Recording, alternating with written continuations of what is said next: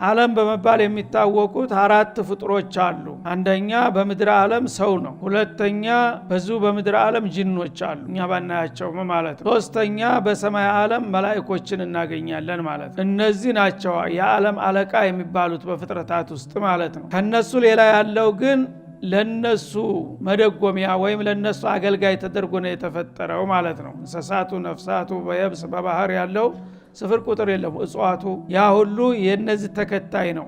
ለምን خلق لكم ما في الارض جميعا እንዳለው እኛን ሲፈጥረን ዝም ብሎ ባዶ እጃችንን አምጥቶ ምድር በዳ ላይ ቢያፈሰን መኖር አንችልም።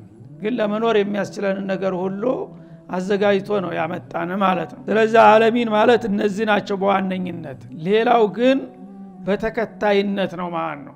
ታቢዕያ ነው ያለው።